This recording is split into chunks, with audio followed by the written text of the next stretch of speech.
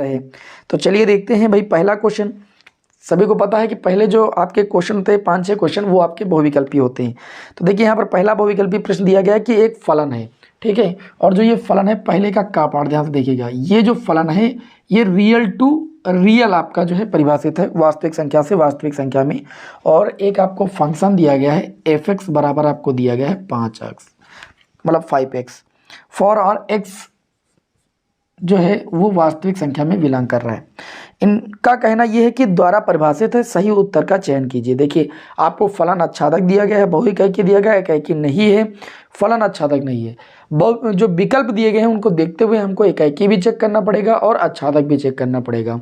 अच्छा, इकाई के लिए क्या करते हैं? इकाई के मतलब एक अवयव का एक प्रतिबिंब हो। इकाई के लिए हम क्या करते हैं? सबसे सिंपल काम, जो प्रतिबिंब अवयव होते हैं उनको हम बराबर दिखाते हैं, और यदि वो अवयव आपस में बराबर हो जाते हैं तो कहा जाता है कि जो फलन है वो आपका इकाई, अर्थात एक अवयव का जब एक प्रतिबिंब बने। तो कंडीशन आती कैसी है, मतलब बीजगणितीय रूप से कैसे सॉल्व करते हैं? हम f(x1) को f(x2) के बराबर दिखाते हैं। f(x) की वैल्यू कितनी? 5x, तो ये जाएगा 5x1, और f(x) की वैल्यू 5x, ये आपका हो जाएगा 5x2। 5 से 5 कैंसिल, x1 बराबर कितना हो जाएगा? x2 हो जाएगा। जब हम f(x1) बराबर f(x2) दिखाते हैं और हमको लास्ट में x1 बराबर x2 मिल जाता है तो ये कहा जाता है कि जो हमारा फलन है वो क्या है? इकाई है। लेकिन यहाँ पर जो कि इकाई का ऑप्शन था कि इकाई नहीं है, तो इसकी बात नहीं। फिर अब हम बात करेंगे आच्छादक की। आच्छादक भी हमको चेक करना पड़ेगा। आच्छादक के लिए हम क्या करते हैं? जो f(x) फलन होता है उसको y के बराबर मानते हैं। जैसे यहाँ पर f(x) के स्थान पर कितना है? 5x, तो 5x बराबर y हो जाएगा। तो यहाँ से जब x की वैल्यू निकालेंगे तो ये y/5 हो जाएगा। जो y है वो भी आपका वास्तविक संख्या से होना चाहिए। अगर यदि हम ये जो y की वैल्यू है ये अगर कोई एक वास्तविक संख्या ले लें और y का मान यहाँ पर वास्तविक संख्या रख दें, तो इसको सॉल्व करने पर जो हमको नंबर मिलना चाहिए यदि वो भी हमको एक वास्तविक संख्या मिले, क्योंकि जो x नंबर आ रहा है वो वास्तविक संख्या से आ रहा है, तो जो ये आपका फलन होगा वो आच्छादक होगा। तो हम जब भी y के स्थान पर कोई भी रियल नंबर रखेंगे और फिर उसको 5 से डिवाइड करेंगे तो जो भी संख्या हमको मिलेगी वो एक हमेशा वास्तविक संख्या ही मिलेगी। तो हम ये कह सकते हैं कि x यदि y belong to real number तो x भी बिलोंग करेगा रियल नंबर में। अतः हम ये कह सकते हैं कि जो फलन है वो हमारा क्या है? आच्छादक है। तो फलन इकाई और आच्छादक है, लेकिन इकाई का ऑप्शन नहीं है क्योंकि उसमें दिया गया कि इकाई नहीं है, और ये इकाई है तो वो बिल्कुल नहीं होगा। जो आपका पहला ऑप्शन है कि f जो है आच्छादक है यानी ऑन टू फलन है, ऑन टू फंक्शन है, वो आपके इस क्वेश्चन का राइट आंसर पहला विकल्प सही हो जाएगा। ठीक है, खा पाठ की ओर बढ़ते हैं। सभी विद्यार्थी भाई जुड़ते जाएं क्लास में, और बिना कोई मतलब नहीं कमेंट वगैरह का, क्योंकि एग्जाम सर पर है। आपको प्रश्न को सीखना है अच्छे तरीके से, क्योंकि आपको एक अच्छा स्कोर करना है। क्योंकि यहाँ पर जो भी विद्यार्थी क्लास करने आते हैं सबका एक अपना उद्देश्य होता है कि हमको अपना क्लास करना अच्छे से, जिससे हम बोर्ड एग्जाम में अच्छे मार्क्स पाएँ। तो आप जब धैर्य के साथ क्लास करेंगे, पूरा माइंड यहाँ पर अपना देंगे, ध्यान केंद्रित करेंगे, तभी मान लीजिए आपको बेस्ट मिलेगा। आगे बढ़ते हैं। अवकल समीकरण एक दी गई है 5x² d3y/dx³ माइनस 3d/dx का होल स्क्वायर प्लस d2y/dx² की होल पावर 4 प्लस y = 0 की कोटि होगी। देखिए, जो ऑर्डर की जब बात की जाती है, किसी अवकल समीकरण की कोटि की बात की जाती है, तो मैक्सिमम अवकलज जो होता है, मतलब मैक्सिमम कितनी बार अवकलन किया गया है, तो यहाँ पर देखा जाए तो d2y/dx² की होल पावर 4 जरूर है, ना वो घात बनेगी ना कोटि बनेगी, क्योंकि जो घात होती है वो मैक्सिमम अवकलज की घात होती है। तो यहाँ पर जो मैक्सिमम अवकलन किया गया वो 3 बार किया गया है, क्योंकि d3y/dx³, तो मैक्सिमम अगर 3 बार अवकलन किया गया है तो जो कोटि हो जाएगी वो कितनी हो जाएगी? 3 हो जाएगी। और इसी की जो पावर होगी 1, वह होगी आपकी अवकल समीकरण की घात, जो कि आपसे प्रश्न में पूछा नहीं गया है। लेकिन याद रखिएगा, ये मत देखिएगा कि सबसे बड़ी घात 4 है बस 4 लगा दीजिए। अवकल समीकरण की कोटि होती है जो समीकरण है वो मैक्सिमम कितनी बार अवकलित किया गया है, वह चीज़ है ना। तो यहाँ पर 3 बार किया गया है तो कोटि 3 हो जाएगी, और फिर इसकी होल पावर जो होगी वो अवकल समीकरण की घात होगी। बाकी भले ही कहीं ना इससे बड़ी घात हो, उससे कोई मतलब नहीं, तो यहाँ पर कोड 3 हो जाएगी।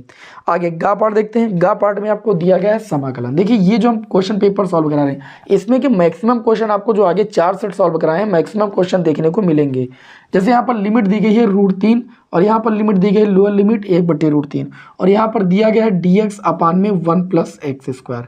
जब आप इसका समाकलन करेंगे, ठीक है, निश्चित समाकलन का क्वेश्चन है, तो इसका समाकलन कितना होता है सभी विद्यार्थी जानते हैं, tan इनवर्स x।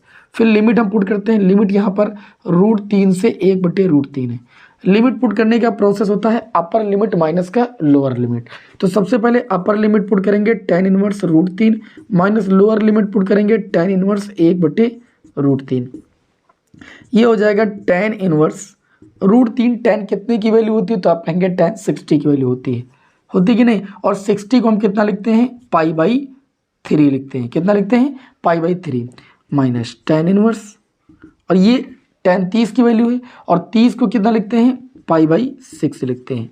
तो ये आपका हो जाएगा tan inverse tan theta, theta बराबर होता है π/3, और ये हो जाएगा π/6। 6 एलसीएम ले लेंगे, और ये आपका हो जाएगा 2π माइनस का पाई, अर्थात ये आपका आंसर आ जाएगा π/6। ऑप्शन नंबर जो आपका थर्ड हो जाएगा वो आपके इस क्वेश्चन का राइट आंसर हो जाएगा। फिर आपका घा पार्ट दिया गया है, और घा पार्ट में केवल देखिए आई एकांक लंबकोणिक सदिश है, i cap dot i cap plus j dot j cap plus k cap dot k cap.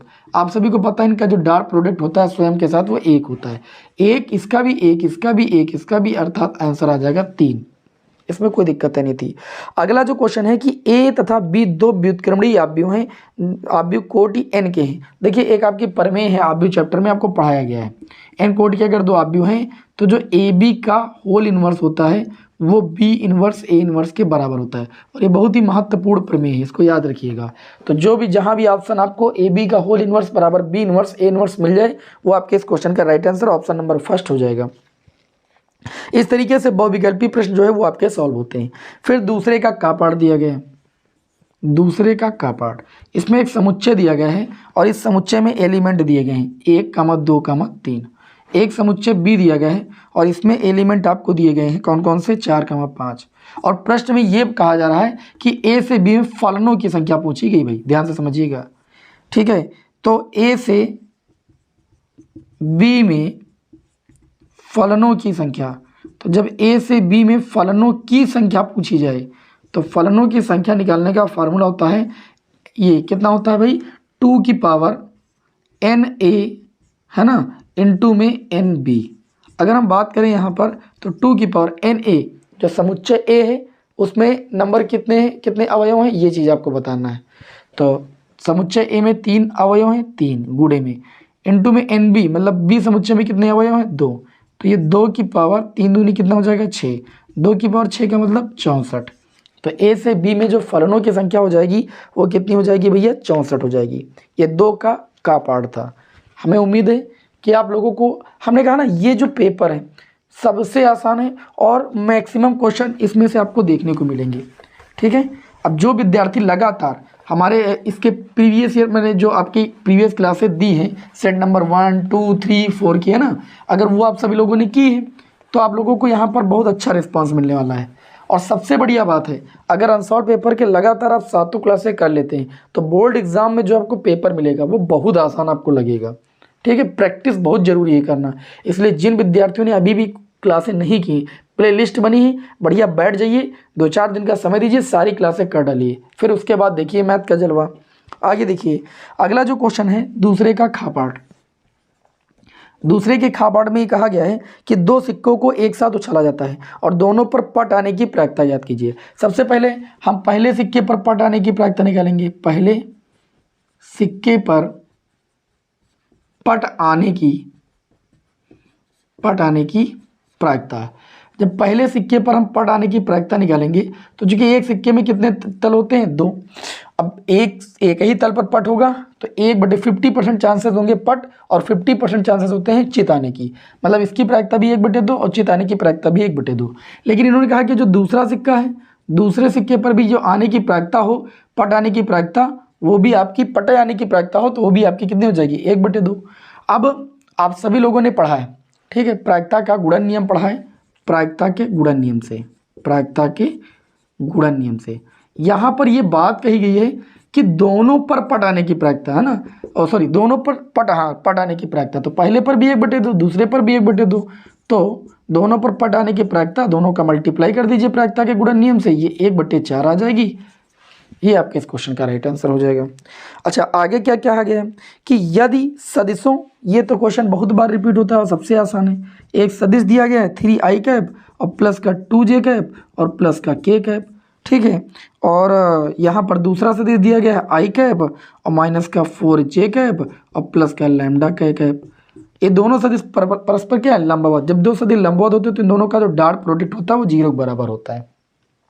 अब i का i के साथ मल्टीप्लाई करेंगे तो ये 3 हो जाएगा, क्योंकि i डॉट i का मल्टीप्लाई 1 होता है। फिर 4 और 2 का मल्टीप्लाई कितना हो जाएगा, देखिए माइनस चिन्ह है तो ये माइनस का 8 हो जाएगा। j डॉट j का मल्टीप्लाई 1 हो जाएगा। फिर लैम्डा का k के साथ करेंगे तो ये केवल लैम्डा हो जाएगा, k डॉट k का मल्टीप्लाई 1 हो जाएगा बराबर 0। 3 से 8 को घटाएंगे, माइनस की संख्या बढ़ी तो माइनस का 5 बचेगा, ये उधर ले जाएंगे तो लैम्डा बराबर कितना आ जाएगा, 5। आपसे ये पूछा गया था कि लैम्डा का मान कितना होगा। ये दोनों सदिश परस्पर लंबवत हैं। जब दो सदिश परस्पर लंबवत होते हैं तो उन दोनों का डॉट प्रोडक्ट 0 के बराबर होता है, क्योंकि ए बी कॉस थीटा होता है। कॉस 90 रखेंगे तो ए वो 0 हो जाएगा पूरा, तो ए डॉट बी बराबर 0 हो जाएगा, ठीक। इसीलिए हमने दोनों का मल्टीप्लाई 0 के बराबर दिखा दिया। आगे दिया घा पार्ट में, चलिए घा पार्ट को देख लेते हैं। इसको रफ कर देते हैं भाई। क्लास हमें उम्मीद है कि आप सभी लोगों को पसंद आ रही होगी, ठीक है। तो क्लास को लाइक जरूर कीजिएगा। बढ़ते हैं अगले क्वेश्चन की ओर। घा पार्ट में ये दिया गया है probability of A. Probability of A की वैल्यू कितनी दी गई है, 3/13। और प्रोबेबिलिटी ऑफ बी की वैल्यू दी गई है, वो कितनी दी गई है, 5/13, ठीक है।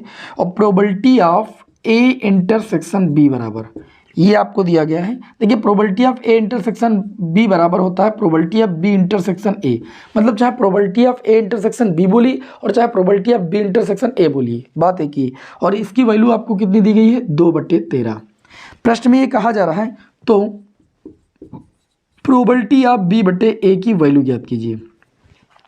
प्रोबेबिलिटी ऑफ बी बटे ए की वैल्यू ज्ञात कीजिए। इसका फार्मूला होता है, देखिए प्रोबेबिलिटी ऑफ बी बटे ए, फार्मूले का गेम है। नीचे ए है तो नीचे हो जाएगा प्रोबेबिलिटी ऑफ ए, ऊपर बी है तो ये हो जाएगा probability of B intersection A. तो probability of B upon A की वैल्यू आ जाएगी। Probability of B intersection A की वैल्यू मैंने अभी बताया 2/13, और प्रोबेबिलिटी ऑफ ए की वैल्यू की बात करें तो 3/13। 13 से 13 कैंसिल, आंसर आ जाएगा 2/3, ठीक है। सूत्र का काम था बस।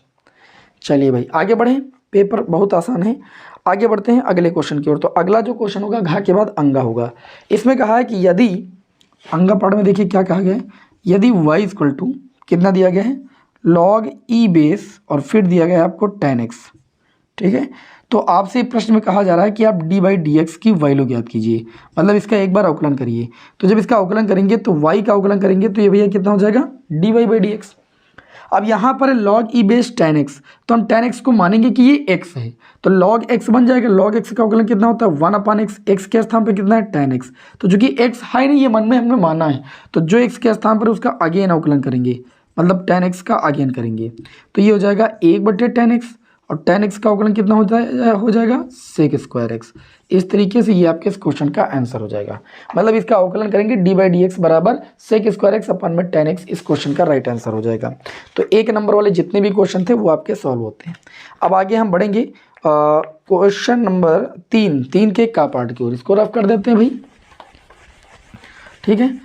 देखिए आप सभी लोग यहाँ पर एक बार क्लास देखने के बाद रफ कॉपी और पेन लेकर बैठे, अनसॉल्व पेपर ओपन करें। ना हो तो PDF मैं आपको दे देता हूँ, मैंने बताया टेलीग्राम चैनल से जुड़ जाइए और अपने मन से पूरा सॉल्व करने की कोशिश कीजिए। और जब आप अपने मन से सॉल्व कर लेंगे ना तो समझ लीजिए आप सीख गए। इसलिए पहले क्लास को ध्यान से पूरा देखें, ठीक, समझें, चाहे वो लेट कर देखें चाहे बैठ के देखें, लेकिन देखें पहले, पूरे सवालों को अच्छे समझें और फिर कॉपी पेन लेकर अपने मन से लगाने बैठ जाइए। जैसे अगला क्वेश्चन है आपका क्वेश्चन नंबर 3 का पार्ट। कह रहे हैं कि सिद्ध कीजिए 3 का पार्ट। सिद्ध कीजिए कि जो फलन fx है, fx बराबर यहाँ पर दिया गया mod x - 1, ठीक है। कह रहे हैं x बराबर 1 पर क्या है, सतत, x बराबर 1 पर। सबसे पहले mod x की परिभाषा से इसको क्या लिख सकते हैं, देखिए mod x - 1 है, ठीक। इसकी परिभाषा होगी mod x - 1। x - 1 माइनस का कब होगा, जब x - 1 लेस देन 0 होगा, अर्थात x लेस देन 1 हो जाएगा, ये 1 उधर चला जाएगा। और mod x - 1 की जो वैल्यू है वो पॉजिटिव कब होती है, जब x ग्रेटर देन होगा, क्या होगा, x minus one greater than होगा इक्वल टू होगा 0 से, तो इसको ले सकते हैं x 1 उधर चला जाएगा, ग्रेटर देन इक्वल टू 1 हो जाएगा। इस तरीके से सबसे पहले इसको परिभाषित करेंगे। मॉड x की परिभाषा इसके पहले भी मैंने आपको सेट में बताई है। एक बार माइनस वैल्यू लेते हैं तो x less than equal to 0 होता है, और जब ग्रेटर देन प्लस वैल्यू लेते हैं तो x greater than equal to 1 होता है। ठीक है, तो यहाँ से x इस तरीके से हो गया, मतलब लेस देन के लिए लेफ्ट हैंड लिमिट के लिए ये होगा ये वाला फंक्शन, और राइट हैंड लिमिट के लिए ये फंक्शन होगा। तो सबसे पहले दी गई लिमिट पर x बराबर 1 पर हम किसकी वैल्यू निकालते हैं, फलन की। तो f1 बराबर x बराबर जब 1 होता है, देखो इक्वल टू का चिन्ह लगा, तो फलन कितना लेना हमें x प्लस 1। जब यहाँ पर वैल्यू रखेंगे, ध्यान दीजिएगा, वैल्यू रखेंगे, कुछ गड़बड़ हो गया क्या, किस लिमिट पर चेक करना है दादा, देखो गलती हो रही, यहाँ x प्लस 1 कर दिया, x माइनस 1 होना चाहिए। ठीक, वही हम सोचे कहाँ गड़बड़ हो रहा है। ठीक, अब जब f1 रखेंगे तो ये 1 माइनस 1 बराबर कितना हो जाएगा, 0 हो जाएगा। हम करते क्या हैं, हम सतत चेक करने के लिए दी गई लिमिट पर फलन की वैल्यू ज्ञात करते हैं, लेफ्ट हैंड लिमिट ज्ञात करते हैं, राइट हैंड लिमिट ज्ञात करते हैं। यदि तीनों वैल्यू बराबर होती है तो दी गई लिमिट पर जो फलन होता है वो हमारा सतत होता है। अब हम निकालेंगे left hand limit. Left hand limit यहाँ पर लिखते हैं limit x tend to, limit से माइनस कर देते हैं। देखो लिमिट 1 थी, 1 माइनस, और 1 माइनस लेस के लिए जो फलन है वो हमारा कितना है, तो आप कहेंगे माइनस x माइनस 1 है। जब इसमें वैल्यू पुट करेंगे तो ये हो जाएगा लिमिट। ठीक, वैल्यू पुट कर दीजिए डायरेक्ट, चलो पुट कर देते हैं, क्या क्यों इतना समय लगे। जब 1 पुट करेंगे तो ये हो जाएगा माइनस x के स्थान पर 1 माइनस 1, कुल मिला के ये 0 आ जाएगा। अच्छा, जब राइट हैंड लिमिट निकालेंगे तो ये जाएगा limit x tend to 1 plus 1 से हल्की बड़ी वैल्यू के लिए ग्रेटर देन के लिए जो फलन है वो हमारा है x माइनस 1। जब यहाँ पर x के स्थान पर 1 पुट करेंगे, 1 माइनस 1 बराबर कितना हो जाएगा, 0। चूँकि फलन पर दी गई लिमिट पर फलन की वैल्यू, लेफ्ट हैंड लिमिट और राइट हैंड लिमिट तीनों वैल्यू बराबर हैं, अतः हम कह सकते हैं कि x बराबर 1 पर जो फलन है वो क्या है, सतत है, यानी कंटिन्यूअस है। बात समझ में कि नहीं। इस तरीके से किसी दिए गए फलन को हम सतत चेक करते हैं। आगे अगला क्वेश्चन दिया गया है, इसको ध्यान से देखिए। tan इनवर्स √3 है ना, और फिर माइनस दिया गया है cot इनवर्स माइनस कितना दिया गया है, √3। कह रहे हैं इसका मान ज्ञात कीजिए। प्रतिलोम त्रिकोणमितीय फलन का क्वेश्चन है ये भैया। आपका हो जाएगा tan इनवर्स √3, tan कितने की वैल्यू होती है, पहले इसको इतना ही रहने दो, minus cot inverse minus theta का फार्मूला क्या होता है, पाई माइनस का कॉट इनवर्स थीटा। थीटा के स्थान पर कितना है, √3 है। Cot inverse minus theta property आप लोगों ने पढ़ी है प्रतिलोम त्रिकोणमितीय फलन में। कॉट इनवर्स माइनस थीटा बराबर pi minus cot inverse theta, तो ये हो जाएगा tan इनवर्स √3 माइनस। जब ये माइनस अंदर जाएगा तो माइनस वाला प्लस हो जाएगा, प्लस वाला माइनस का, और ये आपका हो गया कॉट इनवर्स √3। अब वैल्यू रखेंगे तो ये हो जाएगा tan इनवर्स √3। tan होती है 60 की वैल्यू, और 60 को लिखा जाता है tan π/3, tan π/3 माइनस पाई हो जाएगा। ये आपका हो जाएगा कॉट इनवर्स, और ये हो जाएगा कॉट π/6 की वैल्यू। अब ये हो जाएगा tan inverse tan theta, theta हो जाएगा π/3 माइनस पाई, और ये प्लस का पाई कितना हो जाएगा, 6। इसको सॉल्व करेंगे हम तो ये आपका हो जाएगा, इसको सॉल्व करेंगे तो सबसे पहले एलसीएम 6 लेंगे तो ये हो जाएगा 2 पाई, और यहाँ हो जाएगा पाई और माइनस का पाई। इसको मैंने पहले सॉल्व किया है, आगे और पीछे वाले को। तो इसमें 6 और 3 में हमने 6 ले लिया एलसीएम, 3 दूनी 6, 2 पाई और प्लस का पाई। अब इस तरीके से ये सॉल्व हो जाएगा तो ये हो जाएगा 3 π/6 माइनस पाई। 3 से 6 को काट लेंगे π/2। अब π/2 से जब पाई को घटाएंगे तो आंसर आएगा माइनस का π/2। तो ये आपके इस क्वेश्चन का राइट आंसर हो जाएगा। बात समझ में आई कुछ। चलिए भाई, अब हम बिना समय को लॉस किए हुए और बढ़ते हैं आज के क्लास के अगले क्वेश्चन की ओर, क्योंकि समय किसी भी प्रकार का बर्बाद नहीं करना है। कम समय में ही आज उतने क्वेश्चन हो जाए। मैंने आपको पहले भी बता दिया है कि एक पेपर को मात्र 2 क्लासों में आपको हम सॉल्व कराएंगे, जिससे आपको भी ना बोरियत महसूस हो और हमको भी थोड़ा सा बोरियत ना महसूस हो। ठीक है, हमको भी थोड़ा सा अच्छा लगता रहे। अगला जो क्वेश्चन है इसमें दिया गया गा पार्ट में, कह रहे हैं कि ए बी सी ये मात्रक सदिश है। मात्रक सदिश होने का मतलब इकाई सदिश है। इकाई सदिश होने का मतलब उनका परिमाण 1 है। ठीक, तो ये कह रहे हैं कि vector A plus vector B plus vector C बराबर 0। तो vector A dot vector B plus vector B dot vector C plus vector C dot vector A का मान ज्ञात कीजिए। हालांकि इस क्वेश्चन को एक बार हमने बताया है शायद। इसमें क्या करते हैं, इसका गुणा कर देते हैं, vector A plus vector B plus vector C का डॉट प्रोडक्ट कर देते हैं vector A plus vector B plus vector C से, दोनों पक्षों में। तो इधर जीरो है तो जीरो हो जाएगा। और जब मल्टीप्लाई करते हैं तो ये हो जाता है vector A dot vector A plus vector A dot vector B plus vector A dot vector C plus vector B dot vector A plus vector B dot vector B plus vector B dot vector C, है ना। फिर C क्या कराते हैं, vector C dot vector A फिर vector C dot vector B plus vector C dot vector C बराबर कितना, zero. अब vector A dot vector A को ले सकते हैं वेक्टर ए डॉट मॉड का स्क्वायर, वेक्टर बी डॉट को ले सकते हैं वेक्टर बी के मॉड का square, vector C dot vector C को ले सकते हैं वेक्टर सी मॉड का स्क्वायर, और ए बी बी ए मतलब क्रम जो डॉट प्रोडक्ट होता है क्रम में नियम का पालन करता है, तो ए बी को हम बी ए भी ले सकते हैं बी और बी ए को ए बी भी ले सकते हैं। तो ए बी कितना हो जाएगा, two vector A dot vector B. अच्छा, इसी तरीके से टू वेक्टर बी डॉट कितना हो जाएगा, वेक्टर सी। फिर टू वेक्टर सी डॉट कितना हो जाएगा, ए। उधर कितना है, जीरो। अब इन्होंने कहा है कि चूंकि वेक्टर ए वेक्टर बी और वेक्टर सी क्या है, मात्रक सदिश हैं, और मात्रक सदिश होने का मतलब इन सदिशों का जो परिमाण होगा वो एक होगा। तो ये एक का स्क्वायर और ये भी कितना हो जाएगा, एक का स्क्वायर, ये कितना हो जाएगा, एक का स्क्वायर। इन सभी में दो कॉमन ले लेंगे, vector A dot vector B plus vector B dot vector C plus vector C dot vector A बराबर कितना, जीरो। अब ये तीन हो जाएगा, तीन उधर जाएगा, तो ये vector A dot vector B plus vector B dot vector C plus vector C dot vector A, और ये तीन उधर चला जाएगा, माइनस तीन, और बट्टे में कितना हो जाएगा, दो। ये आपके इस क्वेश्चन का आंसर हो जाएगा। अब इसमें इन्होंने एक क्वेश्चन और दिया है कि समाकलन कीजिए, किसका भाई, लॉग एक्स डी एक्स। जब भी हम लॉग एक्स का समाकलन करते हैं, सभी को पता है, तो ऐसे समाकलन इसका नहीं हो पाएगा, ठीक है। इसको कैसे करेंगे भाई, एक से गुणा करके। अब एक हो जाएगा अलजेब्रिक फंक्शन, ये हो जाएगा लॉगरिथमिक फंक्शन, ठीक है। लॉग एक्स को फर्स्ट मानेंगे, इसको सेकंड मानेंगे, और यहाँ लगा देंगे खंडशः समाकलन। तो सबसे पहले फर्स्ट फलन को छोड़ते हैं कि नहीं छोड़ते, फिर समाकलन ऑफ सेकंड फलन वन का with respect to x minus समाकलन के चिन्ह के अंतर्गत प्रथम फलन जिसे माने उसका अवकलन करते हैं, इनटू में समाकलन करते हैं द्वितीय फलन का, फिर जितना आएगा उसका अगेन समाकलन करते हैं। ये काम करते हैं भाई। तो इस तरीके से आई बराबर आ जाता है log x, ठीक है, और वन का समाकलन कितना आ जाएगा, x। log x का अवकलन वन अपान एक्स, और इसका वन का समाकलन x, और इनटू में dx, x से x कैंसिल, तो आई बराबर आ जाता है आपका log x इनटू में x माइनस यहाँ dx बचेगा और dx का समाकलन x, ठीक। अब इसमें क्या करेंगे भाई, कॉमन ले लेंगे, x कॉमन ले लेंगे, तो ये log x माइनस का वन बचेगा, और यही आपके इस क्वेश्चन का क्या हो जाएगा, आंसर हो जाएगा।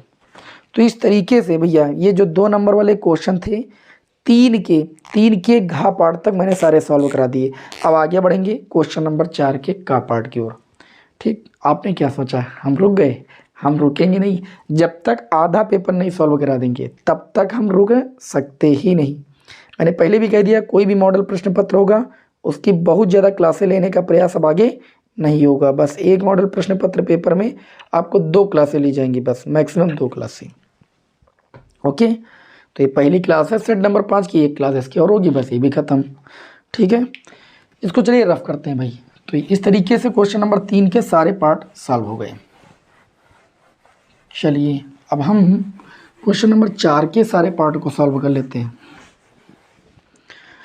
क्वेश्चन नंबर 4 का पार्ट दिया गया है, और ये क्वेश्चन अभी मैंने जो इसके पहले वाला चौथा सेट था, तीसरे का जो खा पार्ट है उसमें सॉल्व कराया। मैंने कहा था कि ये प्राचलिक समीकरण है, और बार बार देखिए सेम क्वेश्चन कराते हुए अच्छा नहीं लगता है।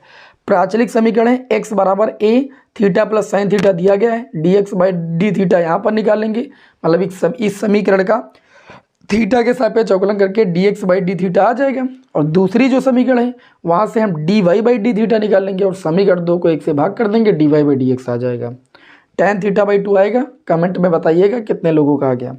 आगे बढ़ते हैं। इन्होंने कहा है कि x की पावर x का x के सापेक्ष अवकल गुणांक ज्ञात कीजिए।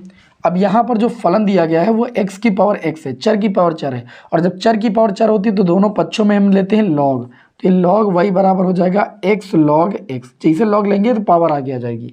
अब अवकलन करेंगे तो log y का अवकलन हो जाएगा 1/y, y का अवकलन करेंगे तो ये dy/dx हो जाएगा। इसमें फर्स्ट छूटेगा और अवकलन हो जाएगा किसका भैया, सेकेंड का, मतलब log x का, प्लस log x को छोड़ेंगे और अवकलन किसका करेंगे, फर्स्ट वाले का। यही तो होता है भाई। तो ये हो जाएगा dy/dx बराबर y को उधर ले जाएंगे और ये आपका हो जाएगा x log x का अवकलन 1/x प्लस log x का x के सापेक्ष अवकलन 1।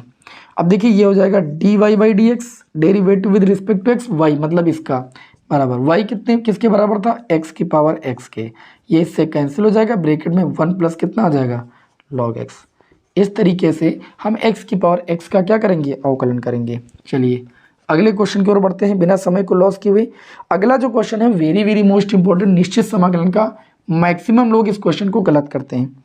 इसको पहले हम i बराबर नाम दे देते हैं -π/2 से π/2 लिमिट दी गई है और यहाँ पर दिया गया है साइन स्क्वायर x dx का समाकलन कीजिए। बहुत सारे विद्यार्थी यहाँ पर साइन स्क्वायर x की वैल्यू निकालेंगे cos 2x से निकालेंगे। देखिए यहाँ पर लिमिट दी गई, पहले फलन का रूप समझिए, -π/2 से π/2। आपका एक प्रगुण नंबर 7 है, P7 याद होगा। P7 में ये बताया गया है कि अगर फलन में लिमिट -a से a दी गई हो और फंक्शन f(x) हो, और f(x) dx को हम लिख कितना सकते हैं, f(x) dx को हम लिख सकते हैं लिमिट -a से 0 f(x) dx और प्लस फिर 0 से upper limit a f(x) dx। ये प्रगुण है, ये आपका पूरा प्रगुण है, ठीक। लेकिन इस प्रगुण की शर्त है कि यदि, ध्यान दीजिएगा, यदि जो फलन f(x) है वो क्या है, सम फलन है। अच्छा, कोई फलन सम फलन कब होता है, सम फलन होने का मतलब है f माइनस एक्स की वैल्यू f(x) के बराबर हो जाए। अर्थात जो हमारा फलन है उसमें x के स्थान पर अगर हम -x रखें तो हमको पुनः आपका वही फलन मिल जाए, तो फलन कहा जाता है कि वह सम फलन है। और जब फलन सम फलन होगा तो इसकी जो वैल्यू होगी वह limit 0 to a f(x) dx into में 2 टाइम्स, मतलब 2 से मल्टीप्लाई के बराबर होगी। और अगर फलन हमारा विषम फलन होगा तो इसकी जो वैल्यू होगी वह 0 के डायरेक्ट ऑटोमेटिक बराबर हो जाएगी। ये प्रगुण नंबर 7 कहता है, ठीक है। तो ये हम पहले चेक करेंगे कि जो हमारा फलन दिया गया है सम फलन है विषम फलन है। जब इसके स्थान पर हम x के स्थान पर -x रखेंगे तो ये हो जाएगा साइन स्क्वायर -x। पहले देखिएगा, तो ये हो जाएगा साइन, है ना, इसको लिख सकते हैं माइनस साइन x का होल स्क्वायर, लिख सकते हैं कि नहीं। ये स्क्वायर इसके ऊपर लगा है तो sine minus theta minus sine theta होता है, और जब होल स्क्वायर करेंगे तो ये पुनः आपका आ जाएगा साइन स्क्वायर एक्स जो आपका था। तो हमने जब x के स्थान पर -x रखा साइन में, तब भी हमको क्या मिलेगा, मिलेगा आखिर में फिर साइन स्क्वायर एक्स, अर्थात f माइनस एक्स जो है वो f(x) के बराबर है। हम ये कह सकते हैं कि यहाँ जो आपका साइन स्क्वायर एक्स है वो क्या है, एक सम फलन है। क्या है, सम फलन है। और सम फलन होने की वजह से इसकी जो वैल्यू हो जाएगी वो लिमिट 0 to a के स्थान पर कितना है, π/2, π/4 था शायद कि π/2 दिया है, अच्छा π/2 ही दिया है, π/2 और इनटू में कितना हो जाएगा f(x) और ये हो जाएगा dx। बात समझ नहीं। अब आप f(x) के स्थान पर f(x) की वैल्यू रख दो। f(x) की वैल्यू कितनी है, साइन स्क्वायर x dx। अब आप यहाँ पर साइन स्क्वायर एक्स की वैल्यू रख दीजिए, लिमिट 0 to π/2 कितनी होती है, 1 माइनस कॉस 2x/2। कई बार निकाल चुके हो, कॉस 2x बराबर होता है 1 माइनस 2 साइन स्क्वायर एक्स, होता है कि नहीं होता है, ओ सॉरी, कॉस 2x बराबर होता है 1 माइनस 2 साइन स्क्वायर एक्स, ठीक है। तो यहाँ से वैल्यू निकालेंगे भाई। अब यहाँ पर देखो गलती किया, 2 टाइम्स होता है ना, तो 2 कर दीजिएगा, तो ये हो जाएगा 2। और यहाँ पर हम जब समाकलन करेंगे लिमिट 0 to π/2 और 1/2 dx का अलग हो जाएगा, माइनस है, ठीक, 1/2 समाकलन ऑफ लिमिट 0 to π/2 और cos 2x dx का अलग हो जाएगा, ओके। और जो ये 2 टाइम्स था बाहर, ये अपने बाहर ही रखा है। अब इसे सॉल्व करेंगे, देखिए भाई 2 हो गया, 1/2 हो गया और dx का समाकलन x हो जाएगा, लिमिट आपके 0 से π/2 हो जाएगी माइनस 1/2। जब cos 2x का समाकलन होगा तो 1/2 और cos का क्या समाकलन होता है, sin 2x, लिमिट 0 to कितनी हो जाएगी, π/2। समझ में आ रही बात। तो ये हो जाएगा 2 और ये आपका देखिए 1/2 अपर लिमिट मतलब π/2 माइनस लोअर लिमिट माइनस 1/2 1/2 1/4। यहाँ पर अपर लिमिट जब रखेंगे तो साइन π/2 रखेंगे, इससे कैंसिल हो जाएगा, ये ओनली साइन पाई बचेगा, माइनस लोअर लिमिट साइन 0। ठीक है, तो इस तरीके से ये आपका आ जाएगा 2 है ना, और ये कितना हो जाएगा π/, कितना हो जाएगा 4 माइनस 1/4 साइन पाई की वैल्यू 0। ठीक, वो साइन 0 की वैल्यू भी 0 होगी, तो ये आ जाएगा 2 का इससे मल्टीप्लाई हो जाएगा, 2 2 जा 4, ये ओनली π/2 बचेगा, और 2 का गुणा इधर से, ये पूरा 0 ही तो उसको छोड़िए, तो ये π/2 केवल आपका आंसर आ जाएगा। अच्छा, आपके एनसीईआरटी बुक में जो क्वेश्चन दिया गया है उसमें लिमिट माइनस π/4 से प्लस π/4 दी गई, उसको भी आपको ऐसे ही सॉल्व करना है। ठीक है, आपको चेक करना है कि फलन सम फलन है या विषम फलन है। सम फलन चेक करने के लिए जब आपको ऐसा रूप दिया जाए तो P7 वाला प्रगुण लगाना है। ठीक है, चेक करना है सम फलन विषम फलन। अगर फलन विषम होगा, विषम फलन में क्या होता है, f माइनस एक्स की वैल्यू माइनस fx के बराबर होती है। ठीक है, और अगर ऐसी कंडीशन निकल आती तो हमको ये हल करने की जरूरत ही नहीं पड़ती, हम डायरेक्ट इसका आंसर 0 लिख देते, क्योंकि हम कहते हैं कि फलन जो हमारा विषम फलन है, इस वजह से इसकी वैल्यू किसके बराबर होगी, प्रगुण नंबर 7 से 0 बराबर होगी। लेकिन चूंकि फलन हमारा सम फलन था, इसलिए हमको यहाँ पर क्या करना भाई, सॉल्व करना पड़ा।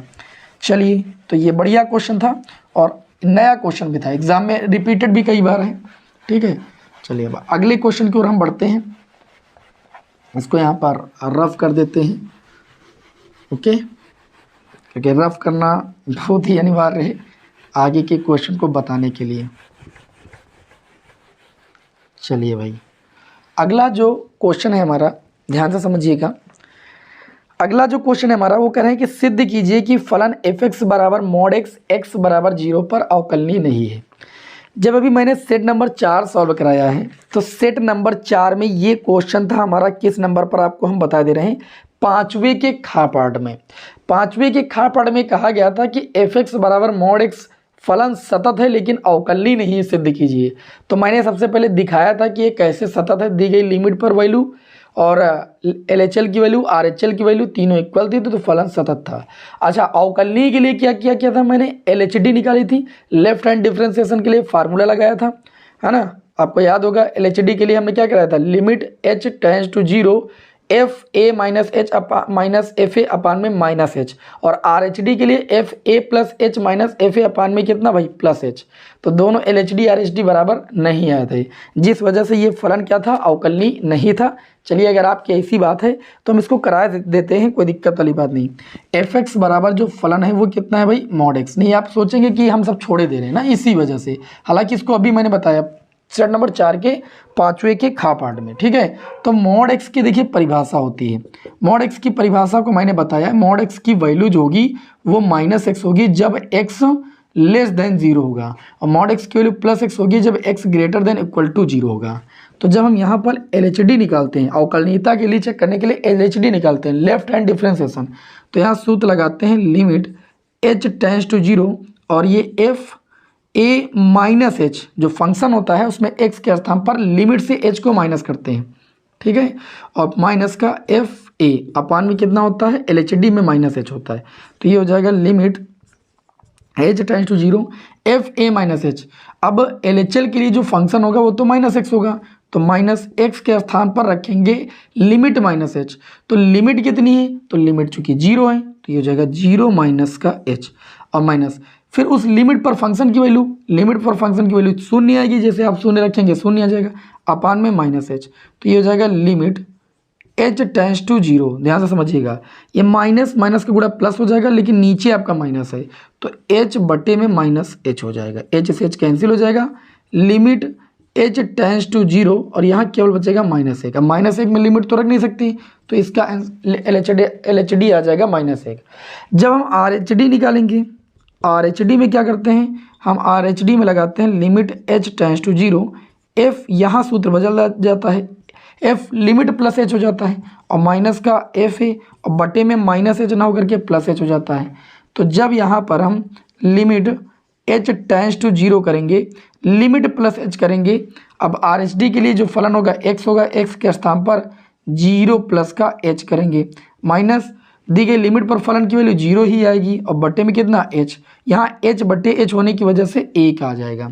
अब देख सकते हो LHD में -1 RHD में +1 होने की वजह से LHD not equal to RHD, left hand differentiation और not equal to right hand differentiation, इस वजह से दी गई लिमिट पर जो फलन है वो आपका अवकलनीय नहीं है। और सततता के लिए क्या करते हैं, LHL और RHL निकालते हैं, जैसा कि आपको पता है। तो ये था हमारा चौथे का घ पार्ट। ठीक है, अगला जो क्वेश्चन है पांचवे का का पार्ट, बहुत ही बढ़िया क्वेश्चन है सदिश बीजगणित का, इसको हम देखेंगे और बहुत ही अच्छे से देखेंगे। ओके, चलिए भाई, पांचवे का अगला कौन सा होगा, पांचवे का पार्ट।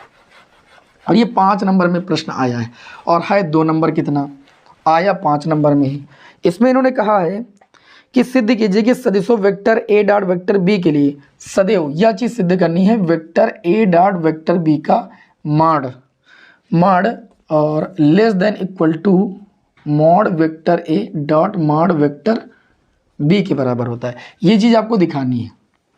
आप लिखेंगे यहाँ पर वी नो दैट, जैसा कि हम सभी लोग जानते हैं कि vector A dot vector B बराबर होता है mod vector A dot mod vector B into में कॉस थीटा।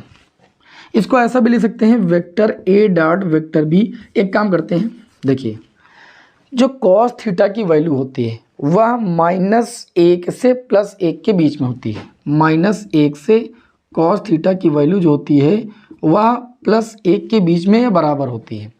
अच्छा, तो यहाँ पर चूंकि बोला गया पूरे का मॉड, तो हम दोनों पक्षों में मॉड लेंगे, लिखेंगे दोनों पक्षों का परिमाण लेने पर, या इसको ऐसे भी लिख सकते हैं vector A dot vector B का मॉड बराबर, देखो ये पहले से ही मॉड इसके ऊपर है तो इसके ऊपर मॉड लगाने की जरूरत नहीं, कॉस थीटा पर मॉड नहीं तो इसके ऊपर मॉड लगा देंगे।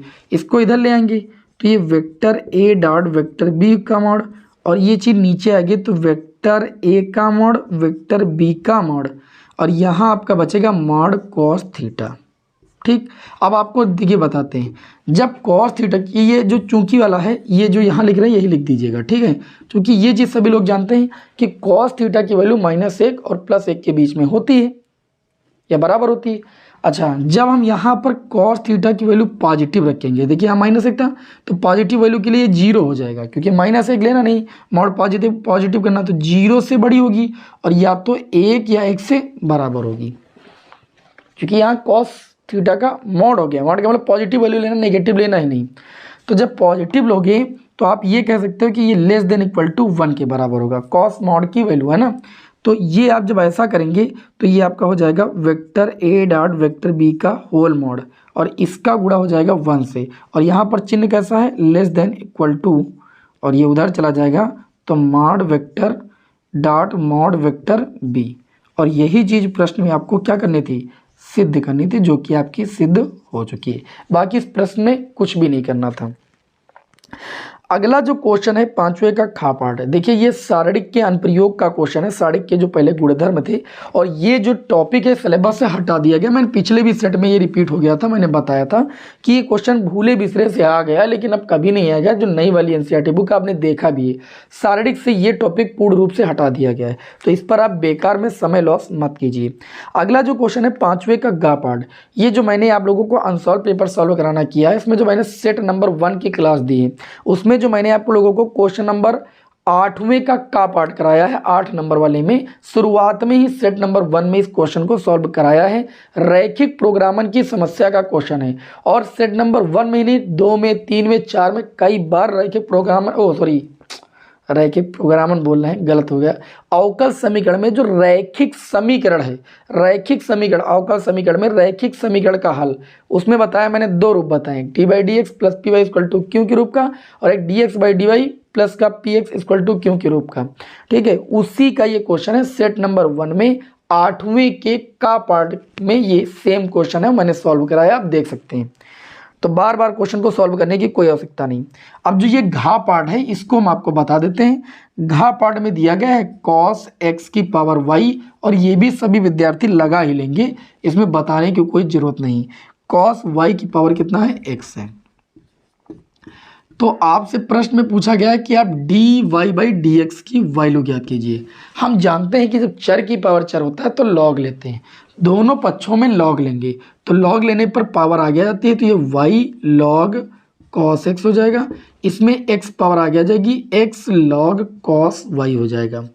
अब हम क्या करेंगे, दोनों पक्षों का अवकलन कर देंगे तो वाई छूटेगा, लॉग कॉस एक्स का अवकलन कितना हो जाएगा 1/cos x, और cos x का अगेन अवकलन करेंगे तो हो जाएगा माइनस का साइन एक्स, प्लस लगाएंगे लॉग कॉस एक्स छूटेगा, फिर y का अवकलन करेंगे तो ये हो जाएगा dy/dx, बराबर लगाएंगे। इसी तरीके से इधर भी x को फर्स्ट मानेंगे, log cos y को सेकंड मानेंगे, तो फर्स्ट छूटेगा, log cos y का अवकलन कितना हो जाएगा 1/cos y, और cos y का अगेन करेंगे तो कितना हो जाएगा माइनस का साइन y, और y का अगेन करेंगे तो कितना हो जाएगा dy/dx। समझ पा रहे हो कि नहीं समझ पा रहे हो? फिर हम प्लस लगाएंगे और हम log cos y को छोड़ेंगे और इनटू में फिर x का x के सापेक्ष अवकलन कितना हो जाएगा 1। अब आपको करना क्या है मैं बता दे रहा हूँ, ठीक है। dy/dx वाले एक तरफ ले आना है और बाकी फलन को एक तरफ कर देना है, dy/dx को रोक लेना, बाकी को पक्षांतर कर देना, आपका अवकलन हो जाएगा। एकदम सिंपल क्वेश्चन है, ठीक है। अवकलन करना आप सभी लोग जानते हो, इसको बताने पर हमें भी शर्म आती है कि अब अवकलन का क्वेश्चन मुझे कराना पड़ रहा है, ये बहुत शर्म की बात है, ठीक है। dy/dx को रोक करके पक्षांतर कर देना, मैंने हिंट दे दिया है। क्वेश्चन है अंगा पार्ट, इसको ध्यान से देख लीजिएगा, कई बार ये क्वेश्चन एग्जाम में रिपीट हो चुका है ना, और ये अवकलन का सबसे इम्पोर्टेंट क्वेश्चन है। इसमें देख दिया गया है, यदि क्वेश्चन में थोड़ा सा त्रुटि है, जो ये y बराबर दिए हैं, यहाँ पर y बराबर नहीं बल्कि cos y बराबर है, cos y बराबर x cos a plus y, ठीक है। तो आपको ये चीज़ सिद्ध करनी है dy/dx equal to cos square A plus Y upon में साइन ए। और इस क्वेश्चन में केवल एक छोटी सी ट्रिक है कि y वाले एक तरफ x वाले एक तरफ करने के बाद अवकलन करना है, अर्थात इसको हम ऐसे लिखेंगे कॉस y अपान में cos a plus y equal to x. अब हम करेंगे x के सापेक्ष अवकलन, तब इसका आंसर आएगा, अदरवाइज फिर नहीं आएगा। बस यही ट्रिक है। अब इसमें फर्स्ट अपान सेकंड लगाएंगे तो सबसे पहले हम किसको छोड़ेंगे, ऊपर अंश को छोड़ेंगे, हर का अवकलन करेंगे, कॉस ए प्लस वाई का अवकलन कितना हो जाएगा, कॉस ए प्लस वाई का अवकलन हो जाएगा माइनस का साइन ए प्लस वाई, और ए प्लस वाई का अगेन करेंगे तो ए का शून्य वाई का dy/dx। समझ पा रहे हो मेरी बात? फिर माइनस लगाते हैं और ये हर छोड़ते हैं, कॉस ए प्लस वाई, फिर अंश वाले का अवकलन करेंगे, कॉस y का अवकलन हो जाएगा माइनस का साइन y, ठीक, माइनस माइनस गुणा प्लस, और y का अगेन करेंगे तो dy/dx, पूरे के बटे में हर का स्क्वायर मतलब cos square a plus y equal to कितना हो जाएगा 1। अब ध्यान से देखो, ऊपर से तुम ले लो भैया dy/dx कॉमन, ठीक, और यहाँ बचेगा कॉस y इंटू में साइन a प्लस वाई जो कि माइनस का है, और cos a plus y into में साइन y, जो आपने फार्मूला पढ़ा साइन a माइनस बी का, वो यहाँ पर लगा देना, a के स्थान पर a प्लस वाई, b के स्थान पर y, तो ये हो जाएगा sine a minus b, a के स्थान पर a plus y minus b के स्थान पर y, ठीक, और ये cos square a plus y उधर चला जाएगा, एक के गुणे में cos square a plus y, minus y plus y cancel हो जाएगा। जब यहाँ से dy/dx की वैल्यू निकालोगे तो ये आ जाएगा cos square a plus y, और बचा साइन ए, ये आ जाएगा बटे में। अब आप देख सकते हो कितना सिंपल क्वेश्चन था, और ये 5 नंबर में आया। बताओ भाई, आपका ये क्वेश्चन प्रूफ होता है। तो इस तरीके से आधा पेपर मैंने सॉल्व करा दिया इस क्लास में, और नेक्स्ट क्लास में जो 5 और 8 नंबर वाले क्वेश्चन बचे हुए हैं और उनको हम सॉल्व करा देंगे। हमें उम्मीद है कि आप सभी को ये क्लास अच्छी लगी होगी। दोस्तों भैया शेयर कर दीजिएगा, और नेक्स्ट क्लास में आगे के क्वेश्चन के साथ आपको मिलते हैं। जय हिंद, वंदे मातरम।